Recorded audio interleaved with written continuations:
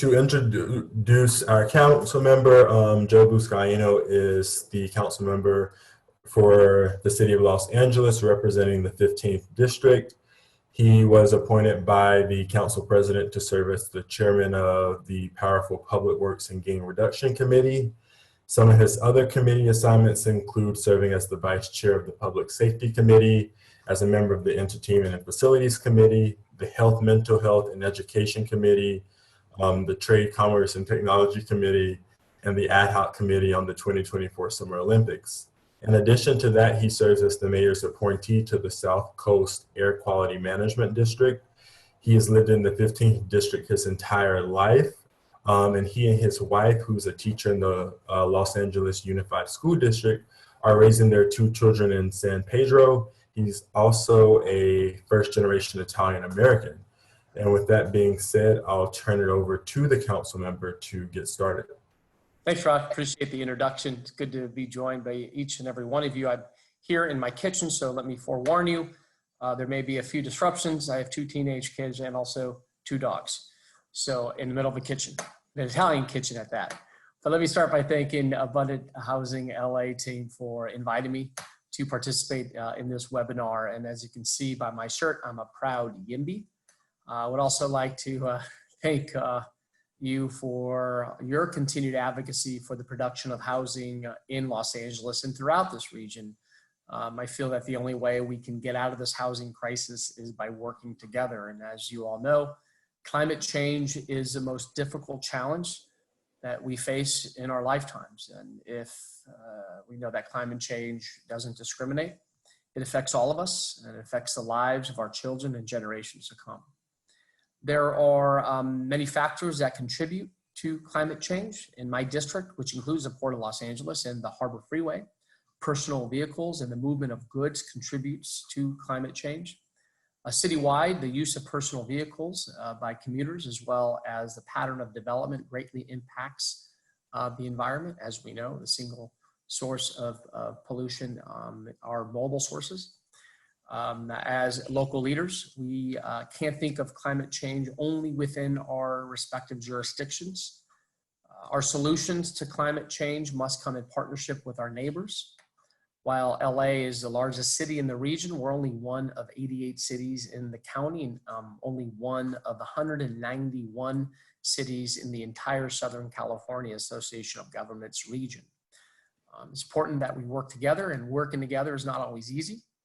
Over the past year, as you may know, I've been working with my colleagues from the 191 cities and 6 counties of the SCAG region to determine the regional housing needs assessment framework, as well as the Connect SoCal Regional Transportation Plan and Sustainable Community Strategy. Both of these policies are long-term plans for land use and transportation in the entire SCAG region. Connect SoCal, as you may know, is a regional transportational plan that will determine what our public transit system, roadways, and streets networks look like, or will look like for the next 25 years. The RENA assessment is an 8-year plan that determines where and how we'll create housing in our region. Over the past several decades, our housing policy has fallen short of creating the amount of housing needed to keep up with the demand. My family is feeling it personally. We have 2 of my nephews just graduated from college, and they are living at home right now. They're saving some money on rent, but the demand is real. This has often been influenced by local municipalities hesitant to increase density in their communities for fear of political backlash, which brings us to the present situation. We have an inadequate housing stock. We know that. And this inadequate housing stock is made up mostly single family homes with very little density and the sprawl that we have become famous for. For this particular reason, our current RENA cycle became very contentious, and as the SCAG Regional Council I've served on, has differing opinions on density and housing production.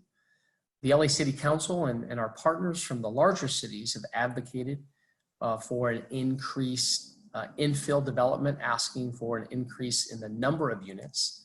within the LA Basin and the coastal communities to limit development in the excerpt. So this opinion sharply contrasted with many of our partner municipalities who push for greater development in the outer communities.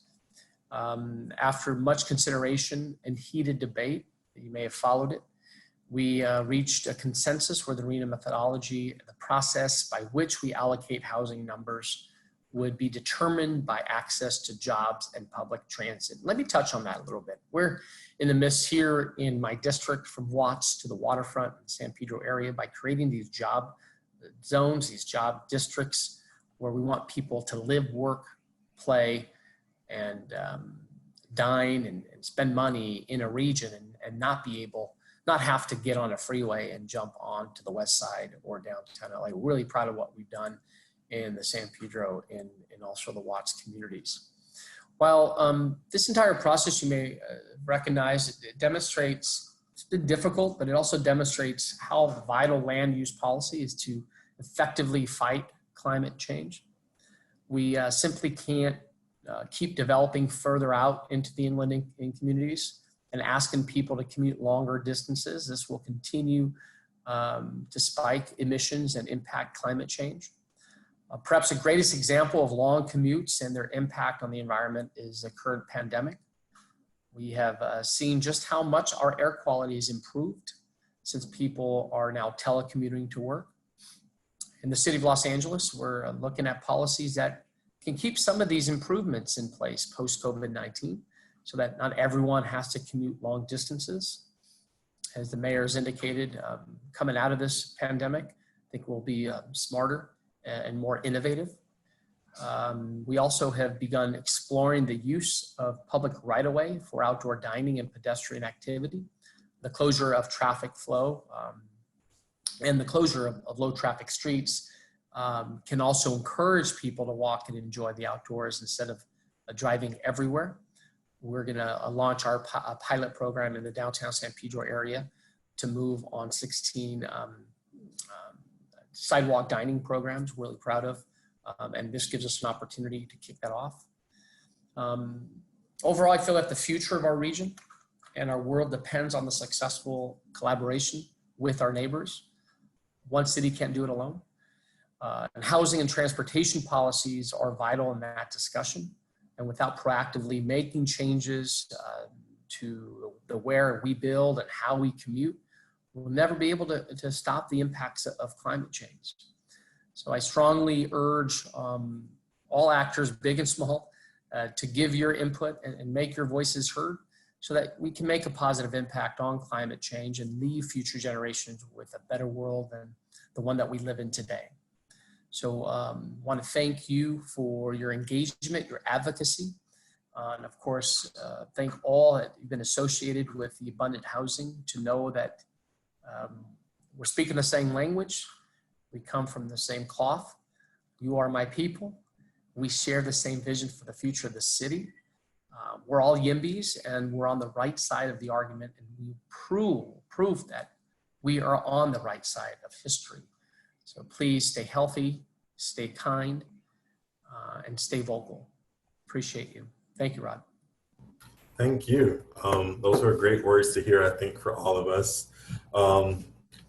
It's always encouraging to get a nice pep talk from, a local elected. Always makes, I think, any of us feel great about the work that we're doing and to feel like we're making a change. And then I'll turn it over to Esteban to see if there are any questions that have came in. We didn't get any in the Q&A.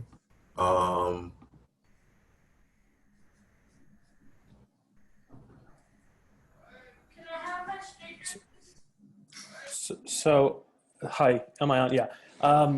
So we actually haven't got any questions on Twitter. So I actually would like to turn it over to, while we have you, Councilman, to the rest of our panelists to see if you have any questions for the councilman. So Jose here. So I have a question. I was following the RENA methodology vote fairly closely. And I noticed that there was a divide between some of the LA area council members and SCAG representatives compared to the coastal and Orange County council members. And I'm wondering, a lot of them tout that they're full, and you have to build housing out in the IE. How did you respond, and what do you recommend for people who live in the coastal areas to respond to their council members regarding some of that infill, ex-urban development debate? It's the exact opposite of the shirt that I'm wearing right now. Clearly, it's not here, not in my backyard. We have, we want to keep our zoning policies in place, single family residence. And quite frankly, I feel that some of these policies are discriminatory. That I've seen it, and as a president of National League of Cities, we put out our housing report on a national level, and we found that some of these smaller communities don't want those people living in our cities. So it's something that I've struggled with as a local leader, that in a time where we see high housing markets and high rents, and of course homelessness, I'm hopeful that, there's something that we've actually called on the governor to potentially hold back state grant dollars for those cities who don't move on their housing policies. So I struggle with those decisions that are made on locality by locality. Well, thank you for your insight, definitely. Yep. So we've actually gotten a question. It came in the form of a direct message on Twitter, but valid. So the question is, what can we do in our own neighborhoods to make sure the RHNA targets turn into real housing production, Councilman? We'll do exactly what LA Abundant Housing is doing, and that's going to city halls and demanding that the plan is adopted and the plan is moving, ensuring and holding your local elected leaders accountable. It's something that doesn't hurt. Continue to what you're doing on an advocacy level, and elections have consequences. If you feel that your local elected leader is not moving on the target, then you have the power of the voting box.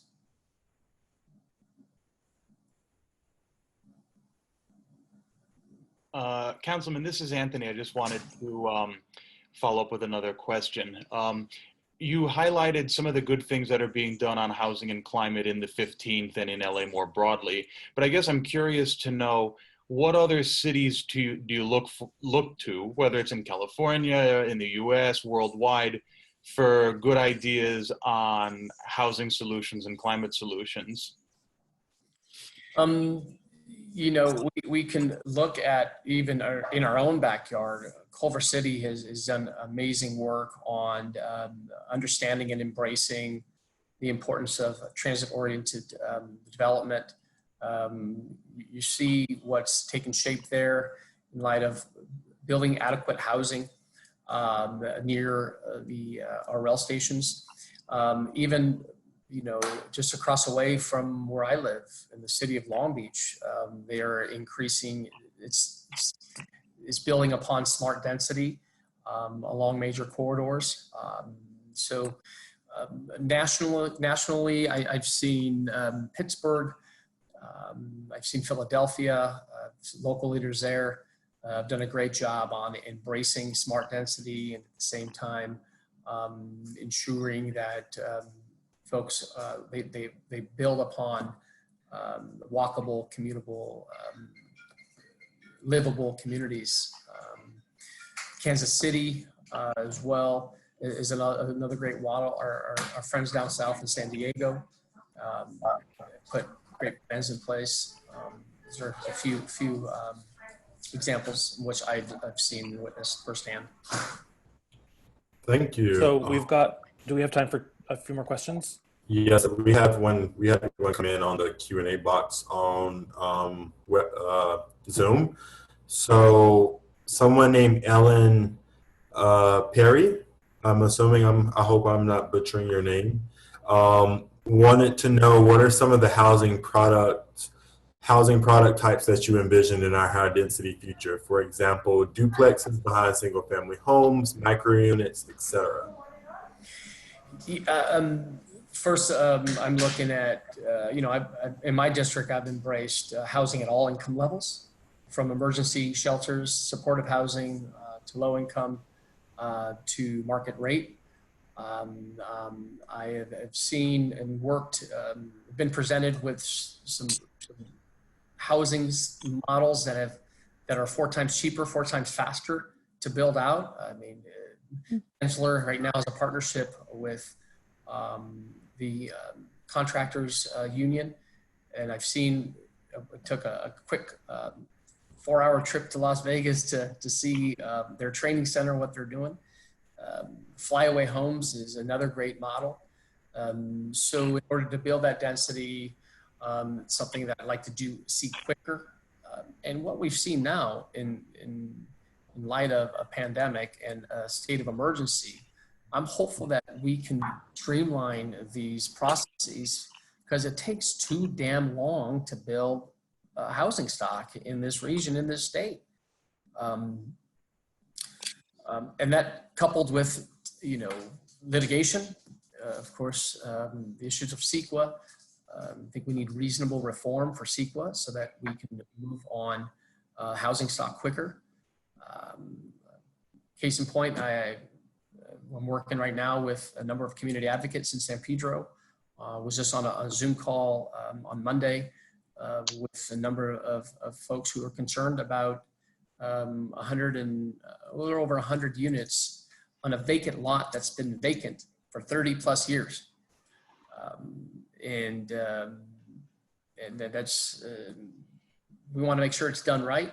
But I think we all agree that we need housing at this vacant lot that's been sitting vacant for 30 plus years. So I'm looking at, and I embrace, if any folks who want to bring housing stock to my district, I'd embrace all innovative solutions as long as it's done, quicker and cheaper. Can I jump in really quick? I want to follow up on the councilman's mention of what the Carpenters Union and Gensler did in Vegas. They basically created a new housing model that was designed for the homeless. However, as we kind of went through that housing model and we toured it, it was very obvious that it could be student housing, senior housing, right? And it's something that was designed so that it could be produced faster and cheaper. I think the biggest unit was about 350 square feet, but the design of it was open. The ceilings were transparent, and they had a giant canopy over the entire building. But this new housing model doesn't only have to be for homeless. It could be for a wide swath of housing in communities that could add the density a lot cheaper than what we're hearing about these $500,000, $600,000, $700,000 units. It was amazing to see this, and you felt like you were looking at a piece of the future, and it felt like you were first to see this, and it felt like this is going to be real and this is going to be substantial. Let me also, to the previous question, is like, what else can we support and embrace? The accessory dwelling units that we approve in the city, where you're able to put ADU in R1 zones. In fact, on my block, it's happening right now. I had a couple neighbors knock on my door and say, hey, what's going on with our neighbor down the street? What's he doing to his garage? Well, he's putting in an ADU. Can you do that? Yes, he can. So, I've been called out by some folks and saying, you live in an R1 zone. Why don't you bring in housing? I have no issues with my neighbor building an ADU three houses down from me. Again, I know that potentially it's going to house maybe someone who's living out of a car, or maybe someone who can't afford a larger unit. So it's real even on the street that I live on. Perfect, thank you. I'll give you one more question because I know you have to hop off. So we were asked, ooh, this is a good question. I'm like, should save it for the panel, but they wanted to ask it to you. So what sequel change does LA politics support? Bad news, okay. Namely, can LA politics support transforming CEQA to consider only VMT, which stands for vehicle miles traveled, instead of traffic levels? Yeah, I believe it's VMT is supported by the city of LA. Well, we have looked at ways to levels of service on how it's going to be impacted in different parts of the city. But again, I think, I can't speak for my colleagues, but the appetite is, here at the local level, is to look at reasonable CEQA reform so that we don't put up roadblocks on the housing production. Perfect. Thank you so much, Council Member. Thanks for having me, y'all. Thank you for coming to answer the questions. Thank you for participating, and thank you for kicking us off. Sure. I hope you have a great evening. And also, Can't wait to see you all in person. I'm Italian. They say I can't hug and I can't kiss, so that's the exact opposite of what Italians do. So give me a virtual hug and a kiss on both cheeks. Okay? Thank you. And thank you also to the other Joe. I forgot your name. Yeah, Brandon Muir on my team. Sorry, I got to change that. I don't want Just know Axel Palacios is on the call. My planning deputy, Allison Becker is my planning director. They're both kick-ass, so give them a call, 214-737-7012. My door is always open. As you know, if you have any legislative ideas, you want to bring it to my attention, we're all ears, okay? Thanks. Perfect. Thank you so much. All right. Bye. Bye.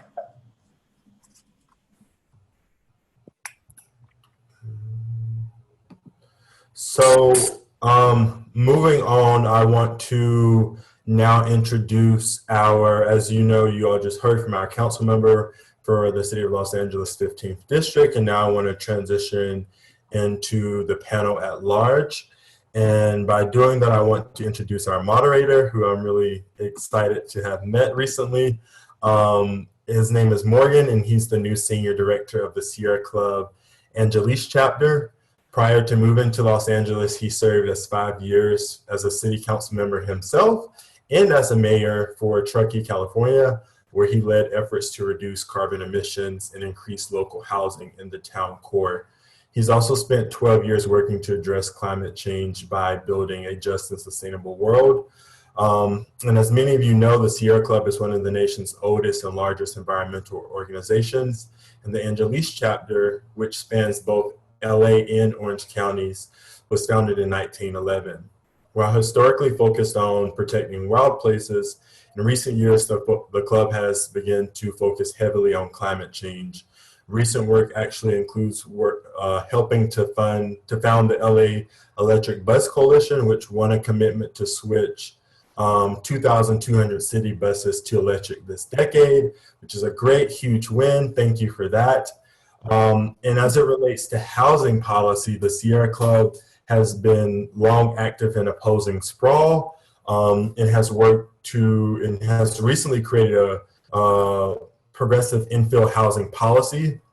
The intro to the policy states the Sierra Club supports transformative strategies that build communities that feature affordable housing accessible to all, transit, bike, and pedestrian first approaches to transportation, living wage jobs, a balance between employment opportunities and housing, just to name a few. And we here at Abundant Housing are very happy to have Morgan moderate for us and to be partnering with the Sierra Club. And with that said, I'll now hand it off to Morgan to introduce our panelists for tonight.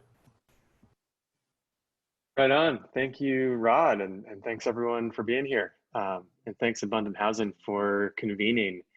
I want to get right to the panel, but I'll just say that as a city council member who came into local politics as a climate activist at a time when the housing crisis in California was really kicking up, it just became so obvious to me that the solutions to our housing crisis and our climate crisis are not just related or complementary, but they're actually very synergistic. But it has to be done right. And so where housing is located has a huge impact on how much climate emissions we have from vehicles. How far do people have to drive? In Truckee, it might be commuting from Nevada into work at the resorts or living in town. And by grappling with those challenges, I was really proud of the work that we did. I think we'll talk a bit about the importance of increasing density so that we can not increase sprawl. And I also just want to call out that this is a real intersectional conversation. Environmentalists and pro-housing advocates have not always gotten along. These have not always been smooth conversations or easy relationships. And it takes hard work, and hard work that folks in this call are committed to doing to find those places where we do have a lot of common ground and where we can really work together. So I'm hoping that we'll get into this stuff quite a bit. I'm really confident we will. So I want to introduce our three main panelists, and then we'll turn it over to each one to say a few words, and then we'll get some questions. So first up, we're going to have Jose Trinidad Castaneda. I've gotten to meet a few weeks ago and thrilled to be part of the Sierra Club world. He's a former commissioner in the city of Fullerton and the climate justice organizer at Climate Action Campaign, where he focuses on implementing Orange County's first community choice energy program. Thanks for demonstrating the logo, Jose. Jose also serves as the co-chair of the Sierra Club Angeles Chapter Orange County Political Committee, member of the South Coast Air Quality Management District Youth Council, and is a founder of YIMBY Voice, a community organization on housing in North Orange County, North OC. When Jose isn't advocating for bold climate action and housing solutions, you can find him tending to his native permaculture and hydroponic garden, which I can vouch, at least through video chat, is quite lush. So next up, we're going to have Bryn. Bryn is the Deputy Director of Climate Resolve, where she builds collaboration to champion equitable climate solutions. Transportation, land use, urban heat are her primary focus areas. Before moving to LA about 5 years ago, Bryn enjoyed 6 liberated years of biking around Copenhagen, where she worked as a policy analyst and founded an organic produce cooperative. And prior to that, Bryn worked on Capitol Hill on Senator Amy Klobuchar's environmental policy team. She's originally from St. Paul, as you might have guessed. Bryn now lives in Northeast LA in the Mount Washington neighborhood. She has a master's in technological and socioeconomic planning from Roskilde University. Did I get that right? And a BA in political science, public policy and environmental studies from Swarthmore. And our third panelist is Anthony Deduces. You were close. It's like, do you try? Do you not? Sorry about that. Anthony, for it. Anthony leads. Anthony's part of the Abundant Housing LA team, where he leads efforts to develop data-driven urban planning research and policy proposals. And he believes that the YIMBY movement has the facts on its side, that an analytically grounded approach to advocacy will strengthen the case for more housing in more places. Anthony spent his career using data to help businesses solve problems. His experience in the banking, food and beverage, and tech industries. Most importantly, he worked on marketing and international strategy. Most recently, he worked on marketing and international strategy at ZipRecruiter, fast-growing tech company in the hiring space. And Anthony is originally from Long Island, New York, and graduated from Harvard College and the University of Chicago's MBA program. And he's lived a lot of places, but he's proud to call LA home. So with that very impressive run through of intros, I'd like to turn it over to Jose to tell us about what do you think about housing and climate? Are they connected? Absolutely. So thank you, Morgan, and thank you to the team at Abundant Housing. My name is Jose Trinidad Castaneda, and housing is absolutely connected to climate. The two cannot be separated. And so I think when we talk about the climate movement and why it's important, I think people need to understand the first question is who is at risk of climate change, which is everyone, everywhere. And so it makes sense that the climate movement is made up of everyone, everywhere, and that we're not single issue or single issue focused. So we need to have a climate lens, an equity lens too, but a climate lens on all issues, because if we care about getting safe, clean drinking water, and for those of you who live in LA know Measure W did just that, or if you care about clean air, clean energy, just having a world-class transit system, and let alone, you know, housing, sustainable housing, then you are a climate activist. And so that's why I've come into this, is because like Morgan, I started off as a climate activist, a generalist, not really geared towards one thing or another. I knew I loved trees, but the more I got into it and the more that I learned, the more I realized that a lot of the work necessary to advance the climate movement is going to take place in buildings, housing, and transit especially.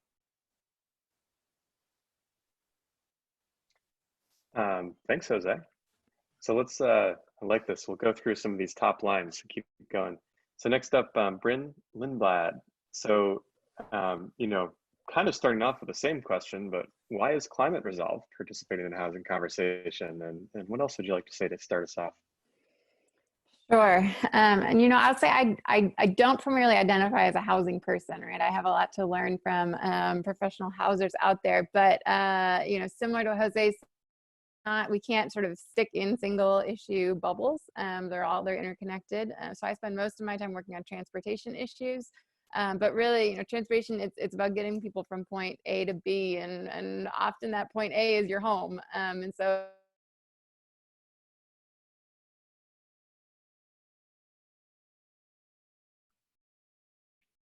in yourself. We lost you at often point A is your home, and you're back now.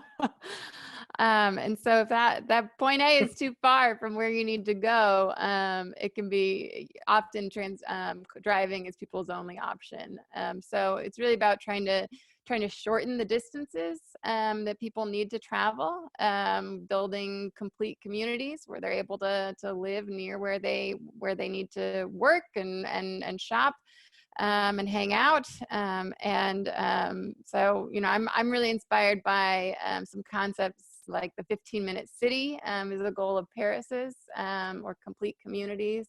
These sort of ideas where you're trying to help people not have to travel such long distances. So we see this as an issue here in LA, the land of sprawl, right?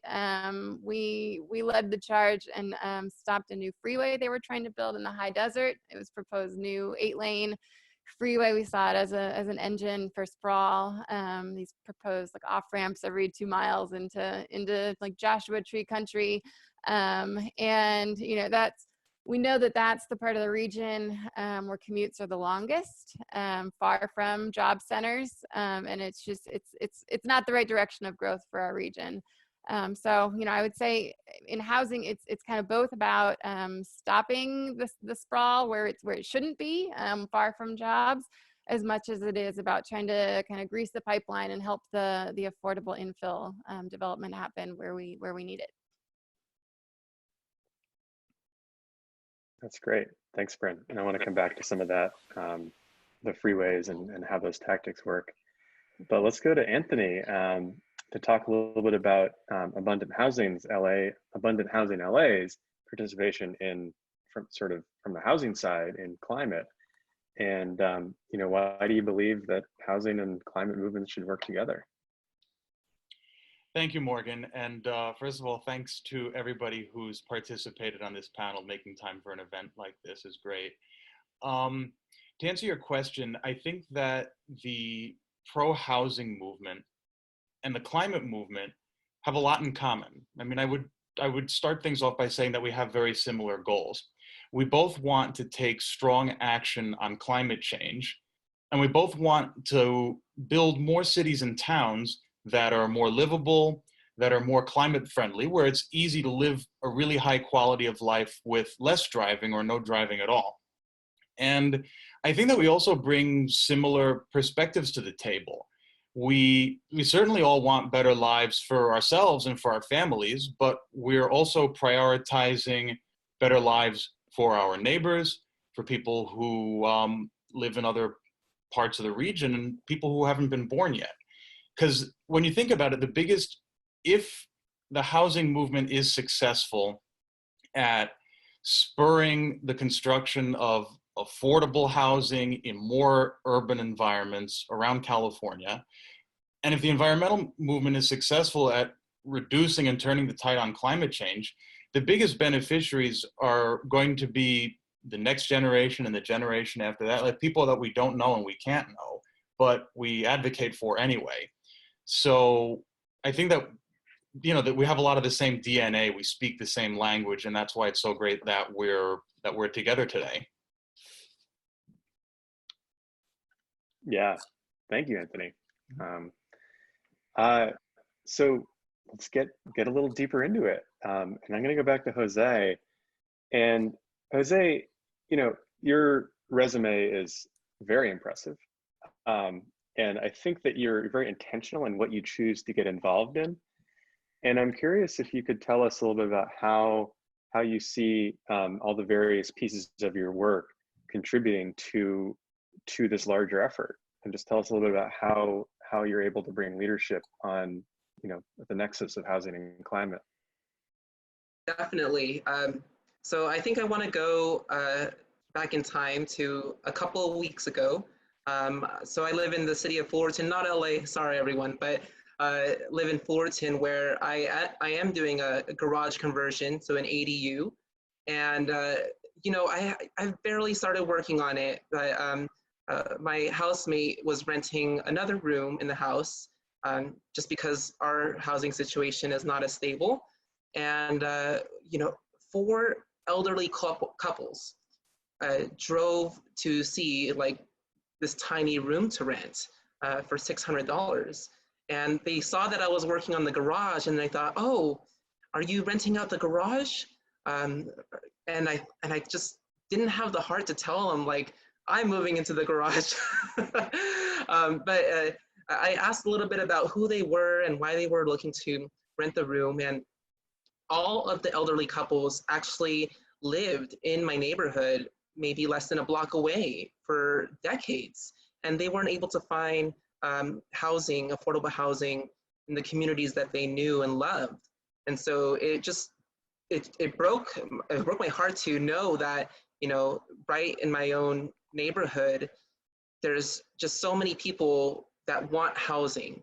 And so I just want to start by grounding that first. Amber alert, okay. Just grounding that when I engage in the housing discussion, in the housing arena, it's not always about climate, it's about the people. And then, you know, when I engage in the climate discussion, it's about the people too. So really what ties this together for me is, you know, making sure this is a people-oriented intention that I'm doing. I volunteer on our community emergency response team, and 2 years ago when we had 117-degree heat waves, homeless people were passing out on the street, and I was volunteering at our cooling shelter, which is usually just a community center, and just seeing the number of people, whether they were retired folks that didn't have air conditioning or young families in crowded apartments come in because of the heat, it made me realize that we need to work quickly. And so when I engage in housing and climate, I'm thinking, how can we rapidly accelerate zoning reform to include duplexes, triplexes, quadplexes, et cetera, in our single family home zones? How can we think about sustainable materials so that, we're recycling some of our waste and eliminating our waste problems by incorporating plastics into, ground level buildings. And also, how can we think about more visionary ways to approach buildings like agritecture, which is combining agriculture and architecture to design buildings to grow food. And that's what I'm trying to do with the ADU too, by incorporating a hydroponic wall as one of the walls for the ADU. And so, it's a lot to handle as one person. I don't think a lot of people are working on this, but I really want to provide one way for people to tackle multiple issues at once. That's awesome. I love hearing how you weave all that together. And from what it sounds like, it's just natural. It's like, oh, these are the issues. Let's work on them. So Bryn, speaking of working on a wide range of issues, I wonder if, to get us a little deeper, you could tell us about how Climate Resolve picks the issues that it picks, and maybe a bit more in depth, if you want to say more about how some of those housing fights and transportation kind of fights have led the organization into territory that might not have been part of what the founders imagined when they kicked it off, or was. I don't know. Sure, happy to walk you through that a little bit. What some of our what sets our projects and sort of what we work on. But so we're a local org working on climate solutions, and so part of that is trying to get our greenhouse gas emissions. And so there we look at greenhouse gas inventories for the state of California. Our scoping plan is a sort of map that charts out where all our emissions are coming from, and also sort of by each sector, where we can be reducing emissions to be meeting climate goals. And so there, I would say we've got our cap and trade system taking, that's addressing some of our major polluters. We've got the utility sector that's been making great strides in reducing its climate pollution. When we look at transportation, that's the one sector that still hasn't bent the curve, isn't sort of heading towards where it needs to be with reducing emissions.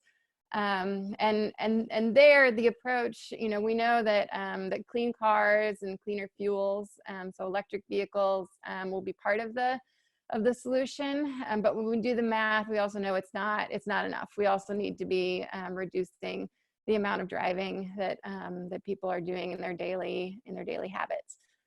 So that's part of what it hones us in on transportation and wanting better transportation options for people, and shortening the distances people need to travel, because when you shorten that distances, you create opportunities for other travel modes, people to break those habits. Another piece of what we work on is adapting to climate impacts and helping communities be prepared for that. So Jose, you mentioned those heat wave days. When we look at how climate change is hitting LA, those extreme heat days that are on the rise are really a big issue we're having to face. And it's a public health issue. It makes our air quality worse. Everything is just so interrelated. But we see it as also part of a transportation strategy. If you want people out of their cars, out waiting for the bus or walking or biking, you need to make that a pleasant, sort of cool environment for them to do it. But so those are some of our main work areas. I would add to, in trying to create better opportunities for transportation locally, we have some limits on our road space and how we divvy that up to different modes. And historically, we're given a lot of that road space to personal vehicle use. And our geometry just doesn't quite work out. You know the congestion that's out there. It's not really a recipe for success. And so, I think even people in our more infill urban trans-oriented areas would just like to make an appeal that there's a role for you to play too in trying to stop the sprawl development, because when we have development on the exurbs there, it's really hard to serve those transportation needs with modes other than cars, and those cars end up sort of clogging those urban streets again. So it's interrelated, and I think we need to be reducing the total driving that people are doing to be able to create better opportunities for bus-only lanes, for bike lanes, for wider sidewalks where there can be better physical distancing and street trees and just a more pleasant street environment out there. Thank you for that. I think that's a really good, big framing of the relationship. One of the ways I would talk about it is if we added a bunch more housing and everyone continued to drive at the same rate, of course there would be more congestion and more traffic. And so changing how our transportation system works is the solution, to climate change in general, but also the solution to how we can increase density without,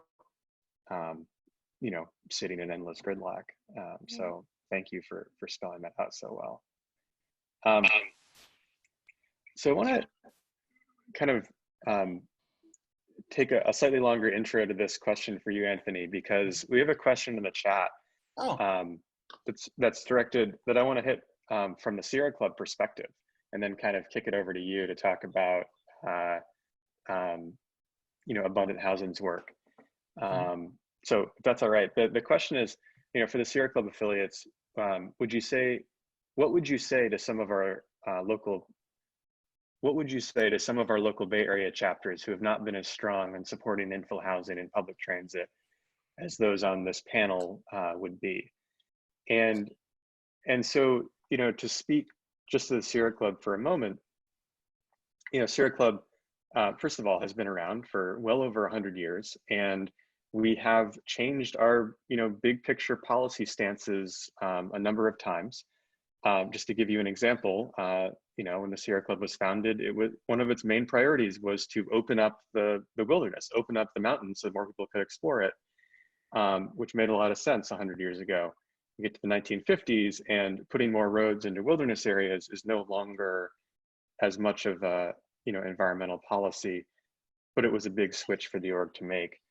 I don't think we have quite as dramatic of a shift on housing, but the club is shifting, and it was just a couple of years ago that we really updated our infill housing policy to reflect that great intro that Rod read.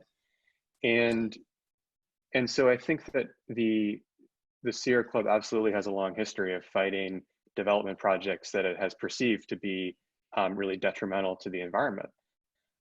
Sometimes those are sprawl that occur out at the edges of our cities that I think all of us here would agree are problematic. And sometimes they concern open space or de facto open space that is much closer in to our center of our cities. And so, I think that there is a willingness and an eagerness to continue exploring how we solve climate change and how we work together on this and how we do it. But the reality is that Sierra Club members do span a wide range of perspectives, and the club is not about to drop everything and switch. That being said, that work happens because of hard conversations, because people are willing to get together and say, we might have been on opposite sides of fights in the past. How do we work together now? So that's a very long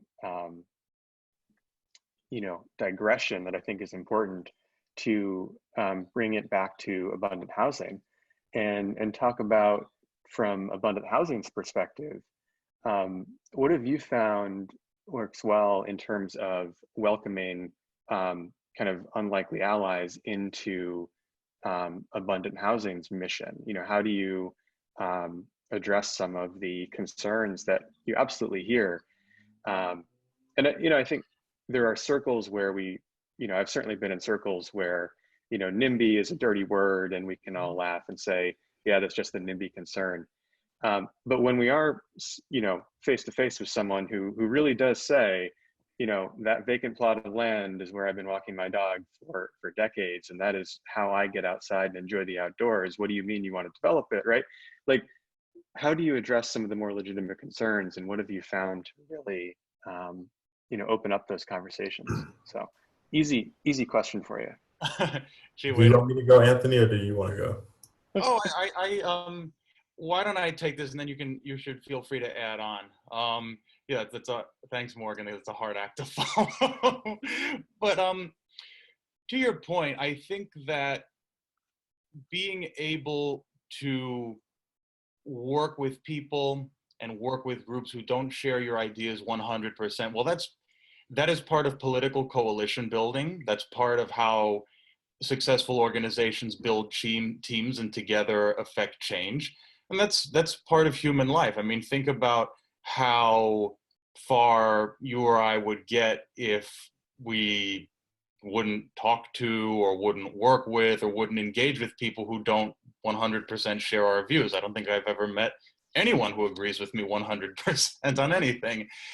And so to bring it to how pro-housing, how YIMBY organizations can connect with environmental groups, I think it starts from a place of listening. I think it comes from assuming good faith and good intent when people raise concerns, raise critiques, talk about walking their dog by an empty plot of land and what it means to them. I think it means not just dismissing those kinds of concerns or kind of waving them away disrespectfully. So I think it means listening. I think it means considering the other person's perspective.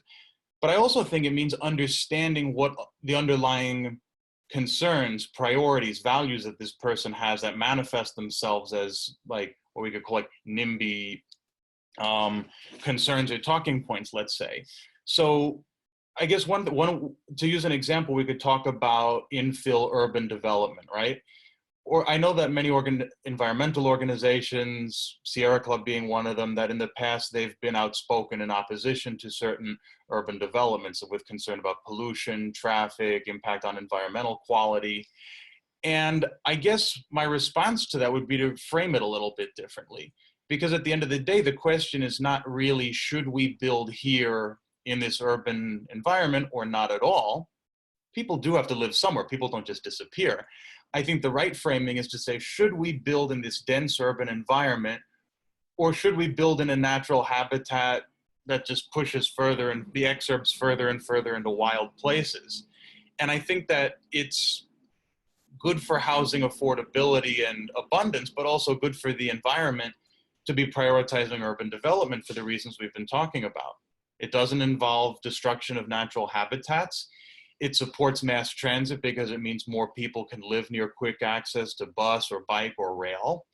And it means that people can access existing job centers more easily, again, by walking or taking the train or even driving, but short distances, not 20, 30 miles plus. Those things are great from an environmental perspective. They're great from an economic perspective because they give people more access to opportunity and to jobs and to better their lives. And so I think that when we get away from like the crossfire and the argument and we think more about underlying values and goals, I think that more often than not, there's a lot of opportunity for engagement and compromise and coalition building.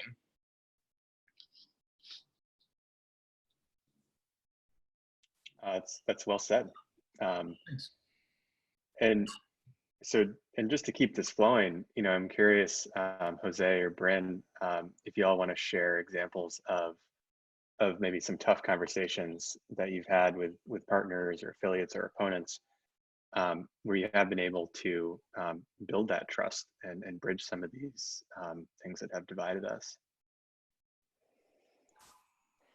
Yeah, well, you know, I think building off some what Anthony was saying, I think, you know, being able to listen and hear people's concerns and respond to that, it takes a space, it takes skill, it takes sort of willingness to show respect and care about the values people are bringing. I think there's a trick in kind of what's the framing of that you're setting the table as. Is it, you know, we're going to do this infill, how do we do it right? Or do you can stop it from occurring? to stop the infill from happening in the first place, right? So that you're setting the stage and try to, I think we heard Councilman Joe earlier talking about doing it right, doing infill right. And so if that means making sure you've got green space, that's part of it. You've got sort of walking paths in the area where people can walk their dog. I think, we need to have a holistic approach where we're building in density, but maintaining good quality of urban life. Right? And so I just want to repeat the question for everyone who's viewing the webinar, the panel here. Morgan, was the question, how do we balance those who advocate for more stringent regulation on reducing VMTs with the need for building more housing stock? Was that the question? And how do we approach these tense conversations with folks on opposite sides? Yeah. And So if there's any stories from your experience that you want to share to that effect. yeah, absolutely. And I definitely want to bring in a couple of factors that I think influence how people approach this kind of tug of war that we're in, these tensions. And there may be a generational divide, because I've seen that elders from the environmental movement way back in their time were concerned about, development in their communities. But the unintended consequences really were the ex-urban development that we're seeing in the IE and far-flung places. So we have to acknowledge, where some of these ideas fell short first.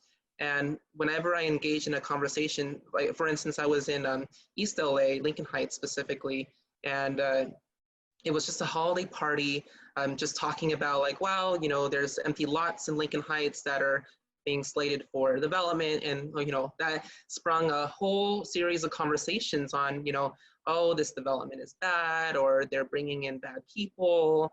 And I thought, where is that opening point for me to engage with them and provide some education or a different perspective without, saying, hey, like I'm this outsider coming in telling you you're wrong. So what I did was I mentioned that I serve on the AQMD Youth Council, and that we reviewed the California Air Resources Board, their recommendations for reducing VMT, which include a lot of infill housing and less ex-urban development. And I wanted to back up what I was saying with credible sources, so they understood that like I'm not just some young guy coming around saying all these crazy things. Like this has been studied to death. We have the data, and it's up to all of us to get educated on what these best practices are before, no offense, but we say things that are not backed by anything other than our own opinions. We see it all the time with our current federal administration, and we have to stop that. We can't normalize that moving forward. In the Sierra Club specifically, I brought up this question because we review candidates, we endorse candidates from the political committee, and we had to comply with everything that Sierra Club brings to us and offers. But one of the questions that we ask candidates to answer is, do you support reforming CEQA? And that's because a lot of the long-serving Sierra Club members really believe that you can't touch CEQA as an environmentalist. But I'm here to say, as a very strong climate activist, we do need to modernize it, because it's not working in all situations. And it's just important that we have all the voices at the table. I know that there's some burning questions about gentrification and respecting tribal sovereignty, consulting with the tribes for each development project. I get that.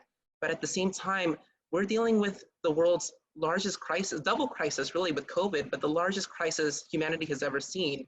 And unless we get over our assumptions, and we take that analytical approach that Anthony was mentioning before, we won't address just the massive scale of extinction that humanity might face if we don't get this right. And so yes, let's get these projects right, project by project, but let's also have bold, visionary solutions that across the board will address some of these concerns that we all share. Thank you, Jose. Very well said. If either of you want to respond to that, I don't want to make this too disjointed. Brandon, it looks like you might want to jump in on that. Sure, itching a little. I mean, a few more things come to mind is kind of how we do it right. And I think, you know, we've seen tension over SB 52, right? Of just does build, does that sort of solve everything? And so, you know, I'd like to talk a little bit to the displacement pressure sort of issue.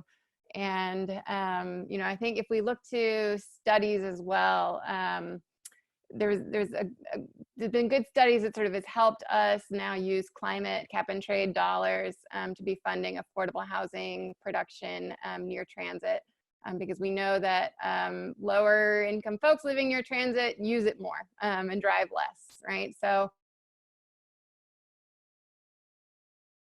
building and doing infill, that we're not having a bunch of parking spaces there, right? We can't just be adding in people to these infill areas that then keep the habit of driving a bunch, right? So we have to be doing the like discouraging driving while we're at it by taking away, disconnecting parking from the supply of housing, and sort of encouraging, transit passes can be something that are built into units and rental costs now. There's sort of bulk purchases that affordable housing developers can include, but also just making sure we've got the inclusionary and affordable housing of all levels, so that we're not doing this displacement, suburbanization of poverty, which really doesn't serve our communities or the climate.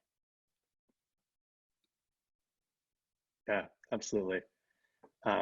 And I want to bring it back to Anthony to kind of keep going on this theme, but also just say to our listeners, got a couple of questions in the Q&A. I might have some on Twitter. Rod, give me a thumbs up if you got some on Twitter. And so we'll get to those in a second. So if you want to jump in with questions, now's the time.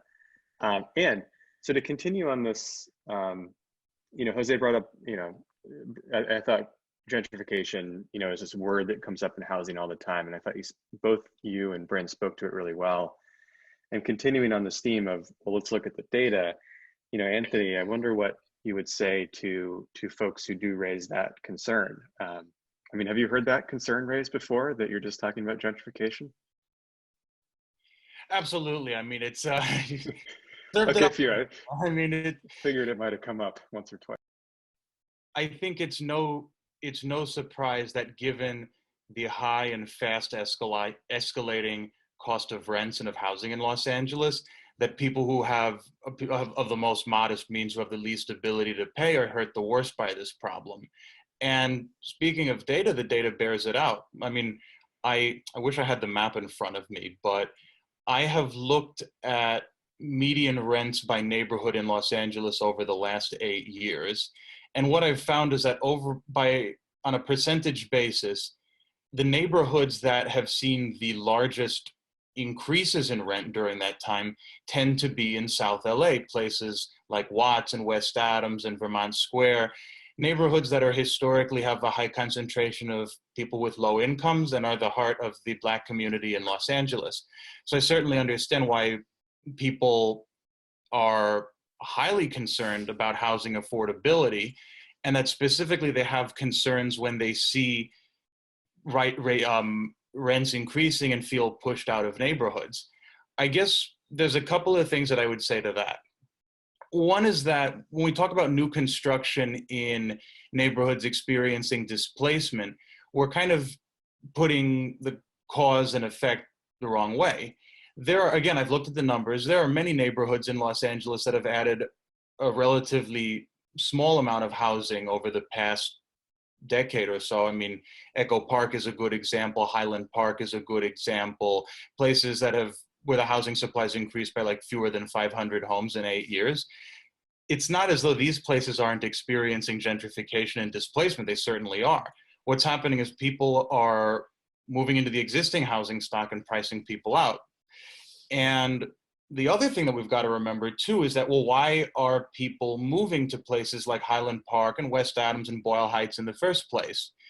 Oftentimes they're doing it because home prices, rents in exclusionary West Side neighborhoods like Brentwood, like Westwood, cities like Santa Monica, Beverly Hills, these are among the most expensive places to live in California, period.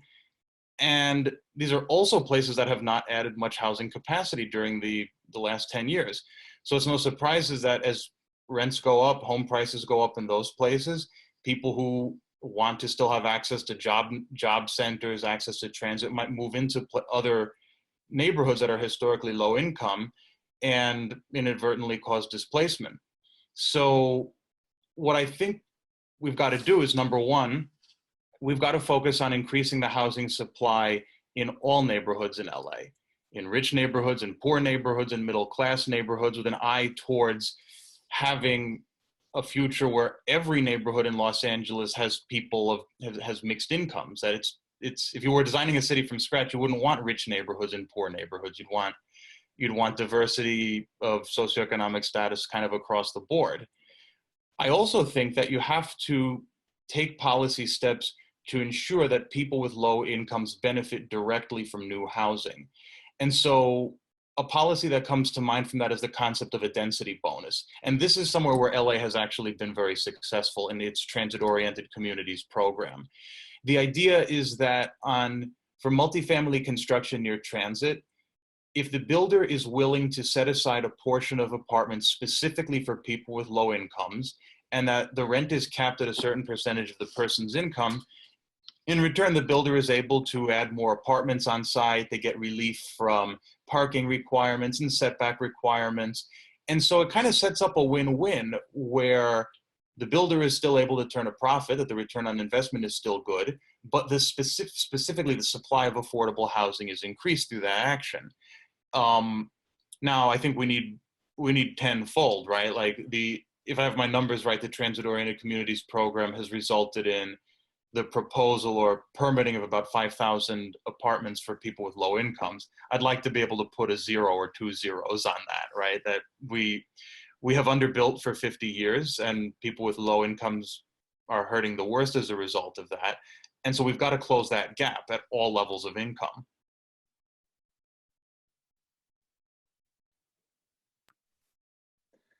Yeah, absolutely.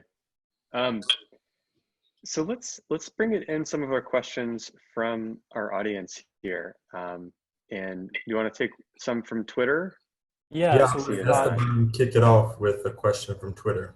yeah, and I'll be Great. combining a couple of questions just because we've gotten a few. But so this was originally a question for Councilman Joe, but it was what are the most exciting local initiatives we should be paying attention to? And considering that we all have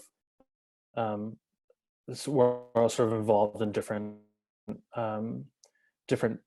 things, I think this could be somewhere we could find common ground. And also specifically, we got another question about if LA could be such a mecca for cycling infrastructure, why hasn't it manifested? And what do you see as a primary impediments to safe cycling? And we'll expand that and talk about to more transit-friendly living in LA and walkability.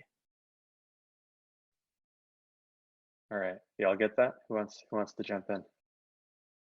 I'm happy to talk bikes. I love bikes. So, I think it's mean streets out there. It is dangerous. It's not a place where your average person feels safe when you're you're either squeezed into a gutter or you're in a zone where parked cars doors could be opening at any moment. It's not a dignified cycling infrastructure we have in LA. So I think we need some political courage to take away some space and give it to create that safe space for cyclists. I think there's a cultural piece too. I find as someone who bikes around and shows up to meetings with my helmet and whatever, I find people see me as a little like reckless with my life. There's some some disrespect almost for choosing that mode. I think there's still some status symbol in LA of a car, and so we need to, I think, dismantle that and sort of give credit to people who are taking other modes of transit and respect that choice. But it's working towards a better future for our city,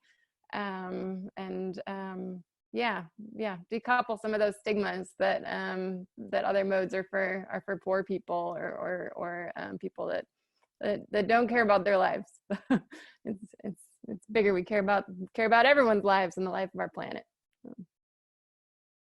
I was going to add a question to that, Bryn, for you. For those who don't know, my master's is in urban planning. I'm also big into biking. I couldn't purchase one before the quarantine, which sucks. But you also have been, you lived in Copenhagen. And if you could, as you're talking about this bike culture and things, could you kind of share that experience? And for those who don't know, if you want to have a good experience biking through a city, Copenhagen is one of the places to go, which is why I'm asking Bryn to share. Yeah, no, that's what made me a true believer, was being able to bike around Copenhagen. It's, I said it was a very liberating experience to be able to get where you need to go safely and without the stress of a big chunk of metal that you have to find parking for and, be clogged in traffic. There's something, just very easy about being able to go and park and, just right at the doorstep of where you need to be, a well-connected cycle network. I think there's something also really beautiful to me there about being in this public space and surrounded by people of all different ages and abilities, that you lose out some of that community space when everyone's in their own car bubbles and getting angry at everyone around them. So I wish that for LA, more public space that helps build communities and have people out there seeing the beauty of humanity around them.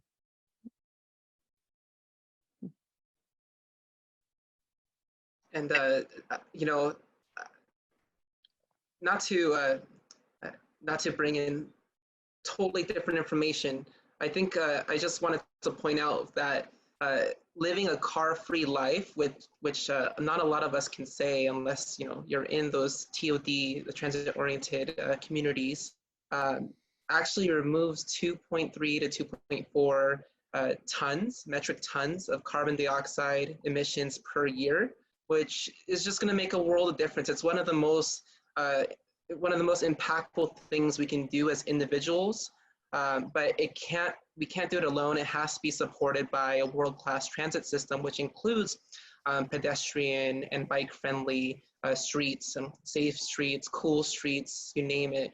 In addition to electric transit and so on. So definitely, when you think about your carbon emissions, your carbon footprint, living a car-free life is really going to be the direction we need to choose in order to ensure humanity's success on this planet. If it's okay, I just wanted to add one thing to that. One thing that makes me hopeful about housing policy and mobility policy in cities as a means towards fighting climate change is that that it doesn't require us to invent new things. It doesn't require us to make amazing technological breakthroughs the way that energy generation does. We have a lot of the technology. We have the technology we need, right? If you want to build a world-class biking infrastructure, you need paint, you need cement, you need metal bollards. These things exist. They were invented centuries ago. But similarly, if you want more housing, if you want denser housing near jobs and transit, you need bricks and cement and engineers and construction workers. Like, again, this is something we could do tomorrow. But what we need, that's the missing ingredient here, is the political will.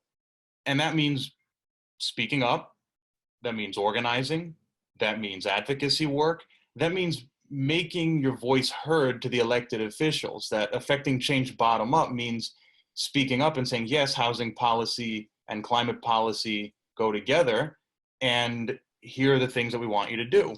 And so it's kind of in the spirit of the founders of, well, I'll call it the founders of our respective movements, right? Rachel Carson on environmentalism and Jane Jacobs on urbanism, that the thing that they makes them memorable is they didn't discover a new technology. They discovered a new way of organizing people and making their voices heard. I like that a lot. I like that. I want to bring in a question from our Q&A here, and then I want to make sure we give all of our panelists a chance to, offer closing thoughts. So Victoria Carranza asks, has COVID-19 impacted public transit advocacy, or how has it impacted the advocacy and the work for the groups on the panel? Sure, I could speak up there a bit. Among other, I chair Metro's Sustainability Council and sit on the Policy Advisory Council. And so the job there is making sure our stakeholders have a voice at Metro and are helping shape what it invests in, what it prioritizes. And we've been engaging with Metro's recovery task force of what does that look like? How does public transit bounce back from this when people are afraid to be in public spaces around each other? And I think there's some short-term solution. We can try to get people better information about how crowded buses and trains are so they can choose to travel at times outside of the peaks. So just getting better information to people can help them feel more comfortable using it. Still, I mean, we've seen a lot of other cities where people have turned to biking as a way where they know they can be in open air, kind of not around other people and getting around safely. So I think there's potential there too. We can build some better infrastructure for people to bike around LA. But I think another promising, exciting movement I'd like us to really see happen in LA is bus only lanes. And there, we have limits to our bus fleet, how many more buses we can put out there that cost money. But if we can be having our buses be circulating more efficiently, not stuck in as much traffic, we are able to just get the frequency that people need and be able to run buses so that they're not as full. So people are able to have better distancing there on the buses. Yeah, I love that. So COVID is going to have dramatic and permanent effects across all sectors of society, definitely transit, definitely housing. I think there's a current debate on whether, what's more, what kind of housing or what kind of neighborhood is more susceptible or not susceptible to an increase in uptick in COVID cases or global pandemics. And just as a climate activist, just a reminder, as we continue to pump greenhouse gas emissions into our atmosphere, it is going to increase the risk that a lot of these buried ancient diseases, bacteria that are buried in our permafrost layers up in the Arctic and Antarctic that are melting, we're increasing the risk of more frequent global pandemics. So it's not a matter of if, it's a matter of when. And whether or not we choose to live in a suburb or an urban area or an exurb, we're all human. So we interact with each other and these are human transmitted diseases, then, it doesn't matter, where it is, but we definitely know it matters that if we continue to build suburban sprawl, it will increase the likelihood that we're exposing ourselves to greater and greater risks of global pandemics of bacteria and viruses we haven't faced before. So I think that's just the climate perspective I wanted to introduce to like what kind of housing is more valuable post-COVID. If it's okay, I wanted to add one other point to that, because just as public transportation and advocacy for better public transportation faces, I think, in my opinion, somewhat unfair criticism from folks who are claiming that they're worried about the spread of COVID. We've had that happen with housing advocacy as well, that folks who are inclined towards NIMBYism have been arguing against increased density in cities, and their stated concern is around COVID. Now, that is disappointing, but not surprising to me that some folks are seeking to weaponize a national tragedy. NIMBYs often don't have very logical arguments, and so they rely on fear to kind of get their point across. But if you look at the numbers around density, we should talk about what density is really, because some of that is the number of homes in a neighborhood or in a city, and some of that is how many people live in each home. So I want to draw a distinction between density of homes, which is not dangerous, and crowding in an individual home, where imagine 5 people sharing a 1-bedroom apartment. That's a highly dangerous situation for the spreading of a disease like COVID-19. So number one, I think it's about getting our facts straight and about making that message clear to folks. And number two, it's about reinforcing the idea that pandemic dangers like COVID, they thrive in overcrowded housing conditions. And so the answer is to take steps towards increasing housing density so that more people are able to live in the same environment, but safely, where they're not crowded in a single apartment. Yeah, thanks for that. I mean, I think it's worth pointing out that some of the densest cities in the world, whether it's Tokyo or Seoul or Hong Kong, have been able to successfully do a much better job than our American cities at COVID. So thank you for that. One more thing. I think. Yeah, definitely. Let's applaud East Asian countries for having dense urban areas but very low rates of transmission for COVID cases around the world. But here in the United States, we have a different culture, or many cultures, I'd say. We have, examples of people going to Huntington Beach and, flaunting the law. But for those who think that moving to the suburbs, like what a lot of New Yorkers are thinking about now, then let's all be on the same side. Let's continue to upzone some of the single-family home zones to quadplexes, so that it's not overcrowding, but it's gentle density. And so it's a win-win for everybody, so that those suburbs continue to grow equitably and allow for elderly people to stay within neighborhoods they've been most comfortable and familiar with for many years. But it's your choice, and you don't have to stop people from living in urban areas. You just choose to live in a slightly more a duplex or triplex or whatever configuration in a single family area, formally single. and I'll say from the Sierra Club's perspective, the COVID-19 pandemic is influencing our work. We're very clearly focusing on the immediate crisis. There are people who are suffering right now, and we are using our messaging channels as much as we can to reinforce and drive home, government directives about how we can stay safe and how we can keep people who are most affected safe.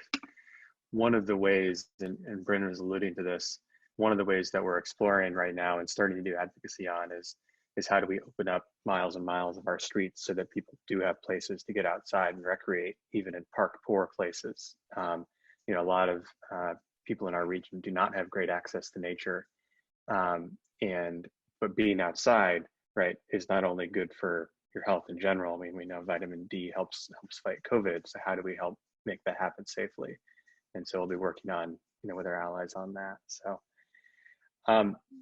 So with that, I think we've had a really great conversation here. And I want to just make sure that everyone has a chance to kind of offer a closing thought and really sum up, what you think is important and anything that we didn't get a chance to hit on. Sure, I'll start. I want to thank Abundant Housing for convening us tonight. Really important mission you guys are up to. So please keep it up. And then, lastly, I think it's on us to make sure we're keeping that positive vision of how the change we're advocating for is better than what we've got today. Change can be scary for folks, but just kind of keep the positivity there and that vision of a better future. Get us a long way. Thank you so much again, Abundant Housing team, for putting this on and bringing us all together. I think I just want to end with a wish list of things that I would like to see that can only come from the intersection of climate and housing discussions. And, just very quickly, I want to see building electrification. I want to, move us away from dirty fuels of the past towards, blanking on the name of the stove tops, but the induction stoves and electric heat pumps. Of course, we're going to get solar panels on all new development moving forward, thanks to state law. Greater building efficiencies. Let's introduce novel concepts of agritexture to design homes that grow food, so we tackle multiple issues at the same time. Let's get better at sustainable building materials with plastics mixed into the cement, so that way for ground level housing that is likely going to be ADUs and duplexes, we're getting rid of the waste in our waste stream. Definitely let's continue the good work that Climate Resolve is doing with our cool streets and multiple organizations are doing with our safe streets, and then last but not least, we need to go bigger and bolder with freight rail electrification, passenger rail electrification. There's a company in Fullerton called Rail Propulsion Systems that just completed their first electric locomotive engine successfully as of last week. So this, we have the technology. It's just a matter of organizing, raising our voices to build the political will and make sure that there's funding for a lot of these solutions that can protect the next 7 generations to come. Awesome. Just want to start by thanking Bryn and Jose and Morgan for joining the panel, for Rod and Esteban doing a bang-up job as usual, organizing and managing the session. And I guess what I would say to echo what we've heard from Bryn and Jose is that crises are scary, and we're living through a crisis right now. In fact, we're living through 2 crises, because we have the coronavirus pandemic, which is fast moving, and the climate crisis, which is slower moving, but even more dangerous. And that is scary, and sometimes it's hard to have hope in the middle of a crisis. But crises also do breed opportunity. They make change possible in a way that's not possible during normal times. And crises bring people together, just like the folks on this panel. We have each other. We have the ability to organize. We know the facts. We know the solutions. What it takes now is to work together, to make our voices heard, to make the elected officials pay attention to us, and to fight for the things that we need to do to overcome these 2 crises. Because climate in particular, this is the climate of the crisis of the century. This is it. The costs are high if we fail, but the rewards are great if we succeed. So let's make sure we do that and wear a mask. I think that's a great place to end it. Thanks all. Thanks for the opportunity. Great conversation. Rod, do you want to say anything else to close us out? Yes. Thank you, everyone. First, thank you to Councilmember Joe Buscaino and his staff. Thank you to Morgan for moderating, for Bryn and Jose and Anthony for participating. Thank you, Esteban, for always helping me moderate questions during this time. It's always nice to put these events together as part of my job, because I think, there are a lot of things just floating around, especially in this day and age now that we have so much technology. And so to have amazing people like y'all get together and really be a strong progressive voice is always, I think, insightful, and I hope everyone benefits from this. I also wanted to add that there is a bill in the state legislature right now that is going to hopefully allow developers to use bike parking in lieu of car parking. And so, you know, it's things like that that just happen, you know, day by day over time that eventually we can work towards creating this future we want to see.